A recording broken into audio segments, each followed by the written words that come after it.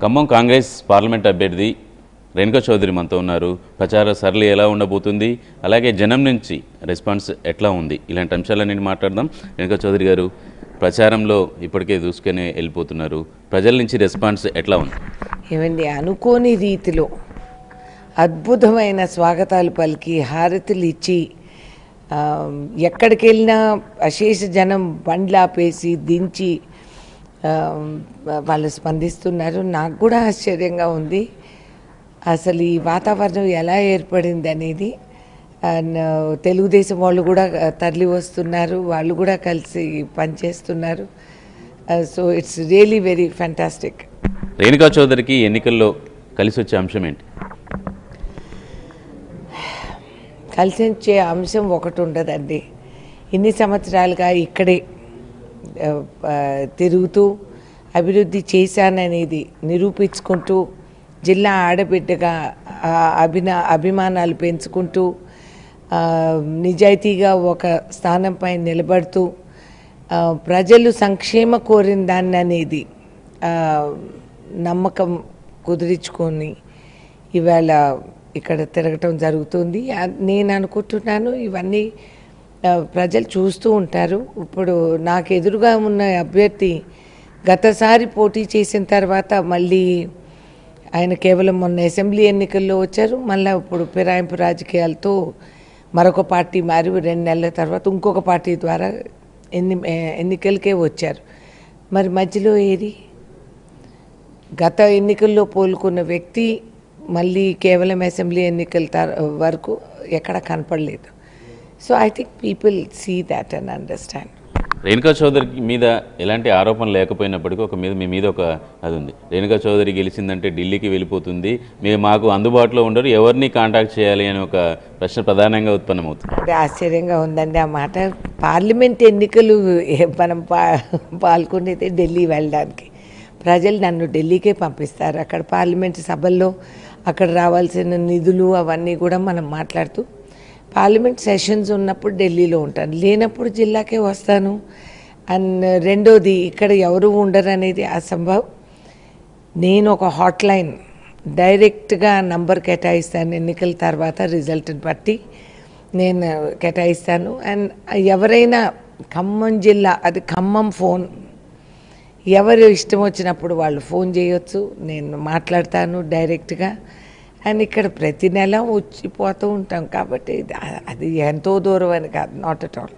ఒకప్పుడు మీరు చేసినటువంటి అభివృద్ధి అంశం ఒక రకంగా ఉంటే, ఇప్పుడు లేటెస్ట్గా ఉన్నటువంటి ఈ పరిస్థితుల్లో ఎట్లాంటి సమస్యల్ని గడిచిన 10 రోజులుగా మీరు ప్రచారంలోకి వెళ్తున్నారు, జనంతో ఇంటరాక్ట్ అవుతున్నారు, ఇంకా మీరు చేయలేని అంశాలు ఏమున్నాయి, వాటికి మీరు ఇచ్చే సొల్యూషన్ ఏంటి? ఏమిటి నేను చేయలేని అంశాల తర్వాత మాట, ప్రభుత్వం చేయనటివి ప్రజలు మాట్లాడుతున్నారు.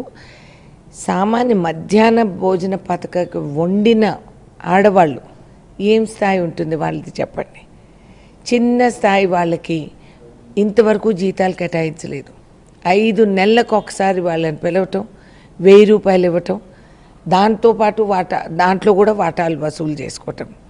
ఏమిటిది? నిరుపేద సమస్యకి గురైన వాళ్ళు అక్కడ ఆ లెవెల్ వాళ్ళకు కూడా నువ్వు జీతాలు ఇవ్వలేని పరిస్థితి. ప్రభుత్వం సొల్లు కబుర్లు చెప్తూ మేము ఇచ్చేస్తాం అది చేస్తామని అంటే నమ్మే పరిస్థితి లేదు. ఇందిరమ్మ ఇండ్ల కట్టుకున్న వాళ్ళకి ఇంతవరకు బిల్లులు కట్టలేదు. రిటైర్డ్ నిన్న నాకు తెలిసిందని చాలా బాధ అనిపించింది అసలు, సెంటిమెంట్గా కూడా. ప్రభుత్వ అధికారి రిటైర్ అయిన తర్వాత అమ్మాయి పెళ్లి కుదుర్చుకొని ఆయనకి పిఎఫ్ ఇవ్వలేదు, ఆయనకి రావాల్సిన నిధులు ఏవి ఇవ్వలేదు. లాస్ట్కి ఆయన చనిపోయారు అమ్మాయి పెళ్లి చూసుకోకుండా. అంత క్లిష్ట పరిస్థితులకి పని చేసి, పోనీ ఆయన ఎవరో ఏదో పని చేయకుండా ఉంటే అది వేరే మాట, పని చేసి ఉద్యోగి ఆయనకి ఆయన సొంత డబ్బులు సంపాదించుకున్న డబ్బులు ఆయనకి ఇవ్వలేకపోయిన ప్రభుత్వం వీళ్ళు ఎవరికీ న్యాయం చేస్తారండి? ఈ పైన షో రంగులు పూసి ఓహోహో అని అంటాం చాలా శోచనీయం. ప్రజలు కూడా ఎలా మభ్యపోతారో నాకు అర్థం కాదు. ఈ విధంగా మీరు చూస్తే చిన్న సన్న స్థాయిలో అసలు ఎంతమంది నిరసనలు చెప్పారు. అంగన్వాడీ టీచర్లు అందరు నిరసన చెప్తే కనీసం స్పందించి వాళ్ళని పలకరించడం కానీ మాట్లాడడానికి పిలవటం కానీ జరగటం లేదు. రెస్టోర్ డెమోక్రసీ, రాజ్యాంగం ఇచ్చిన హక్కులు మనవి మళ్ళీ మనం అమలు చేసుకునేటట్టు ఒక నిర్ణయానికి మనం రావాలి. ఈ జిల్లా అభివృద్ధికి మనకు వీళ్ళు పెట్టే భిక్షం కాదు. అక్కర్లేని బతుకమ్మ చీరలు పెడతారు, అడగని ఇవేవో అనౌన్సులు చేస్తారు. మాకు కావాల్సింది మా అవసరాలకి చేయాల్సింది ఈ ప్రభుత్వాల్ని మెడల్లో వంగదీసి నేను పని చేయించుకుంటాను. రేణుకా చౌదరికి ఓటేయడానికి జనం సిద్ధంగా ఉన్నారని చెప్తున్నారు. కానీ ఓటేయించే నాయకుడే కాంగ్రెస్ పార్టీకి ఇబ్బందిగా మారింది అనేది ఎమ్మెల్యేలంతా కూడా పార్టీ ఫిరాయించారు. దానివల్ల ఇది రేణుకా చౌదరికి ప్రధానమైనటువంటి సమస్య అని ఒక చర్చ. అచ్చా, మరి ఎమ్మెల్యేకి ఓటు ఎవరు వేయించారు ఆలోచిస్తాం. నాకు ఎమ్మెల్యేలు లేరు, ఎమ్మెల్యేలు ఎలా గెలిచారు? ఈ కార్యకర్తల బలం పైన. ఒక్క ఎమ్మెల్యే దాటినంత మాత్రాన పునాదులు కదలలేదండి. కార్యకర్తలు ఉన్నారు, గట్టిగా ఉన్నారు, చక్కగా జరుగుతుంది. స్వేచ్ఛగా ఓటేసుకుంటారు ప్రజలు. ఏజెంట్లు అక్కడ కూర్చొని ఉంటారు, కాంగ్రెస్ వాళ్ళు, తెలుగుదేశం వాళ్ళు కూడా ఉంటారు ఓట్లు వేయించేదానికి. కాబట్టి ఇది ఒక భ్రమ. ఇది మనము ఒక ఆ ధోరణిలోకి వెళ్ళిపోతాం మనం. స్టీరియో టైప్, అమ్మో ఎమ్మెల్యే లేకపోతే ఎలా, ఎమ్మెల్యే ఎలా అయ్యాడనేది ఆలోచించరు. ఎమ్మెల్యే అయింది ప్రజాబలం పైన. ఆ బలం నా దగ్గర ఉంది. ఇప్పుడు ఎన్నికల్ని చూస్తే భారీ ఖర్చు, బాగా డబ్బు ప్రభావం ఎక్కువగా కనపడుతుంది.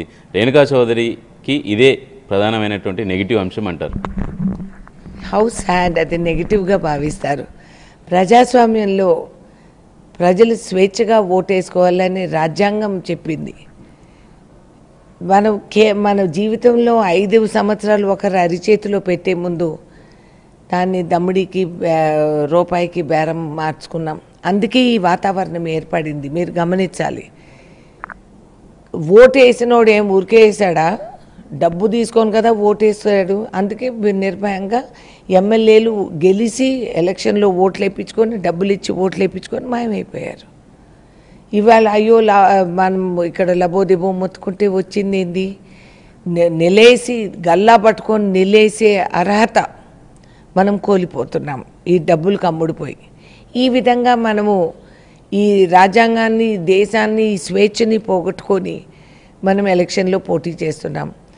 రేణుకా చౌదరి దగ్గర అన్ని డబ్బులు లేవు. ఉన్న డబ్బులు నేను పంచుకొనే తింటాను. నేను ఎప్పుడు నేను ఎన్ని పనులు చేశాను. నేను పర్సంటేజ్లు, బేనామీ భూములు, కాంట్రాక్ట్లు ఇవన్నీ నేను చేయలేదు. మరి ఇవాళ నేను ఇక్కడ నిలబడి ఈ నియోజకవర్గాల్లో జరిపిన ప్రగతి అంతా కూడా నేనే చేశాను. డబ్బులు ఇవ్వకుండా, డబ్బులు తీసుకోకుండా, కర్తవ్యంగా పాటించి. మరి ఎలక్షన్లో డబ్బులే నడుస్తాయి అంటే దాట్స్ ఓకే. నేను ఈ డబ్బులు ఎక్కడి నుంచి తీసుకొచ్చారని ఎవరు సవాల్ చేయదే. మరి ఇవాళ సామాన్య మహిళలు టీవీలు చూసుకుంటారు. సాయంత్రం పూట పేద కుటుంబాలందరూ కూడా ఆ టీవీ సరదా. పూరు గుడిసెలో కూడా టీవీ ఉంటుంది. టీవీ చూసే కార్యక్రమానికి కూడా నెలకు 300 ఇప్పుడు మోపారు ప్రజలపైన. మరి ప్రజలు దాన్ని నిలేసి అడగాలంటే ఎలా? ఒకప్పుడు రేణుకా చౌదరి ఎన్నికల్లో నిలబడ్డారంటే ప్రత్యర్థికి గుండెల్లో వణుకుండేది. ఆ ఫైర్ రేణుకా చౌదరిలో ఇప్పుడు అదే కంటిన్యూ అవుతుందా? Of course. ప్రజా సమస్యని స్పందించలేని రోజు నేను చచ్చిపోయాను నేను అనుకుంటా. ఎందుకంటే జరుగుతున్న అన్యాయం చూస్తే నాకు రగిలే మంటలు రెచ్చిపోతాను. మీకు తెలుసు. ఏ రోజు ఆ స్పందన పోతుందో ఆ రోజు రేణుకా చౌదరి లేదు. కంటిన్యూస్లీ ఎక్కడ చూసినా ఇది జరిగేది అన్యాయం. ఓట్లు డబ్బులు పెట్టి కొనేది అన్యాయం, దారుణం, రాజ్యాంగాన్ని ఉల్లంఘించే విధానం. ఒక దొంగ ఆ విధంగా నీ దగ్గర డబ్బులు ఇచ్చి వాడు ఓటేపించుకుంటే రేపు నీకు అడిగే అధికారం లేదు. అందుకే ఈ పరిస్థితికి మనం అందరం కూడా దిగజారిపోయాము. ఈ వాతావరణంలో ఏంటి వాళ్ళు పెట్టి 1000 రూపాయల ఒక్క పూటకు పెట్టే ఎంగిలి మెతుకులు మన చేతిలో. మళ్ళా మీరు 5 సంవత్సరాలు ఆకలి వాళ్ళకి గురవుతారు. ఇప్పుడు ఇద్దరు కూడా మాజీ ఎంపీలే, ఇక్కడ పనిచేసినటువంటి వాళ్ళే. నామా నాగేశ్వరరావు నేను అభివృద్ధి చేసే 5 సంవత్సరాలు అని చెప్తున్నారు. మీరు నేను అభివృద్ధి చేసిన అని చెప్తున్నారు. హలో, నేను చెప్పేదానికి వారు చెప్పేదానికి చాలా తేడా ఉంది సార్. వాళ్ళు చెప్తున్నారు, నేను చేసి చూపెట్టాను. నా దగ్గర ప్రూఫ్ ఉంది. మీరు రైల్వే స్టేషన్ వెళ్తారో, మీరు బ్రిడ్జిల పైన ప్రయాణం చేస్తారో, మీరు ఇక్కడ జిల్లా మిలిటరీ వాళ్ళు దేశకు సేవ చేస్తారో, పిల్లలు కేంద్రీయ విద్యాలయ పోతారో, నేను చేశాను. చూపెట్టమనండి ఏం చేశారు, ఏంటి పని చేసింది నాకు చూపెట్టండి. పోయిన ఎన్నికల్లో ఆయన వచ్చిన తర్వాత పార్లమెంట్ ఎన్నికల్లో పాల్గొన్న తర్వాత అడ్రస్ లేరు. నన్ను అడుగుతారు మీరు ఢిల్లీ వెళ్తారా బాంబే వెళ్తారా, ఆయన అడ్రస్సే లేరు. మొన్న అసెంబ్లీ ఎన్నికలకి వచ్చారు, ఆయన స్వార్థం. కారు సారు సర్కారు 16 సీట్లు గెలిస్తే ఢిల్లీలో చక్రం తిప్పుతామని చెప్పేసి టీఆర్ఎస్ చెప్తుంది. మీరేం చెప్తారు? ఇప్పటికే ఆయనకు 14 మంది ఉన్నారు ఎంపీలు, ఏం చక్రం తిప్పారు? పంచర్ అయిన టైర్ కూడా మార్చుకోలేని పరిస్థితి. మీరు చూస్తున్నటువంటి 16 కాదు, నా దగ్గర 120 మంది ఎంపీలు ఉన్నారని చెప్తున్నారు కేసీఆర్. అన్ని కబూర్లకు జీఎస్టీ లేదు కాబట్టి ఏమైనా చెప్పచ్చు. It's a big bluff. ఆయన పెద్ద బ్లఫ్ మాస్టరు. మోదీ బేనామీగా ఎక్కడుంటూ టీఆర్ఎస్కి ఓటేస్తే అది వృధా అనేది ప్రజలు తెలుసుకున్నారు. కాంగ్రెస్కి ఓటేస్తే దేశ ప్రగతి, పేదవాడికి 6,000 రూపాయలు వాడు బ్యాంకు ఖాతాలోకి రావటం, పిల్లలకి ఓటు హక్కు ఇచ్చే మన విద్యా హక్కుని కలిగించిన ప్రభుత్వం, సమాజాన్ని సరిదిద్దే పరిస్థితి, ఈ గబ్బర్ సింగ్ ట్యాక్స్లు, జిఎస్టీలు, ఈ డిమానిటైజింగ్లు, పెద్ద నోట్లు రద్దు, ఇవన్నీ చేసిన నాశనాన్ని సరిదిద్దుకోవటం.